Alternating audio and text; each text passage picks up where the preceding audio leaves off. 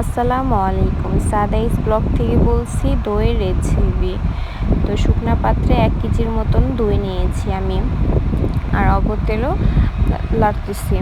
ভালো মতন জাল দিতে হবে দুধটাকে। তো 4 ভাগের 1 ভাগ কমাতে হবে, দুধটা 3 ভাগ রাখতে হবে।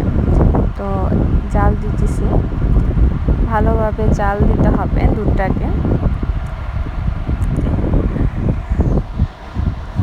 নাড়তে হবে, নাড়া বন্ধ করা যাবে না, ভালোভাবে নাড়তে হবে।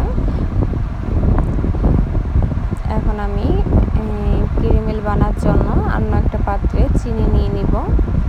তো আমি 50 গ্রামের মতন চিনি নিয়েছি এখানে।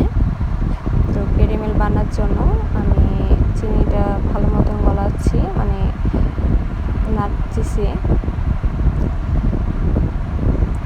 কালারটা সুন্দর আসার জন্য ক্যারামেল দিচ্ছি। বাজারের দইয়ের মতন জানি কালারটা হয়, ওই কারণে।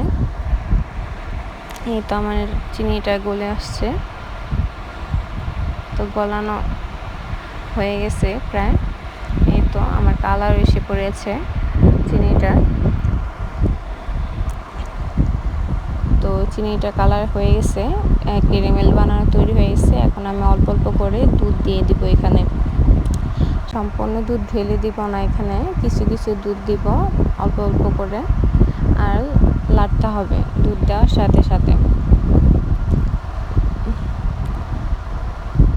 তো এই তো আমি এখন দিয়েছি দুধ, আর কিছু দিব দুধ, এবং লাড়তে হবে। তো আমি পাত্রে সম্পূর্ণ দুধ রাখবো না, তো বড় পাত্রে ঢেলে নিব পরবর্তীতে।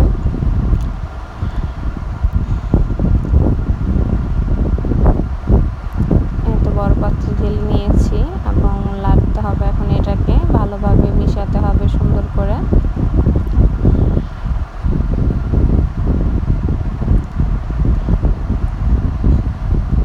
এখন পরিমাণ মতন আর কিছু চিনি দিতে হবে এখানে। তো আমি ওইখানে ক্যারামেল বানার জন্য 50 গ্রাম চিনি নিয়েছি, আর এখানে 100 গ্রাম চিনি আছে। তো মোট 150 গ্রাম চিনি লাগবে 1 কেজি দইয়ের মধ্যে। তো চিনিটা গলার আগ পর্যন্ত ভালোভাবে নাড়তে হবে এবং মিশাতে হবে।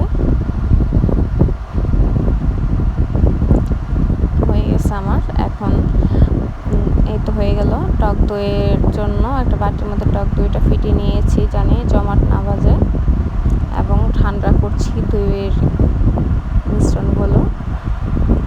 বেশি ঠান্ডা না, কুমকুমা গরম থাকতে আমার এটা মিশাতে হবে। মিশানো আঙ্গুল দিয়ে দেখবো এবং মিশিয়ে দেবো। এই তো মিশানো হয়ে গেছে এবং শুকনো পাত্রে ঢেলে নিয়েছি। এখন এটাকে ভালোভাবে ঢেকে রাখতে হবে। এই তো তৈরি হয়ে গেল আমার দই। বাজারে দইয়ের মতন দই তৈরি হয়ে গিয়েছে। এই যে কেটে দেখেছিলাম, তো আপনাদের দেখাচ্ছি।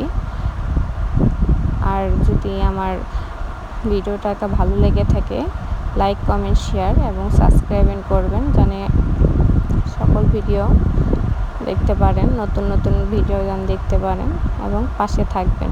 আসসালামু আলাইকুম।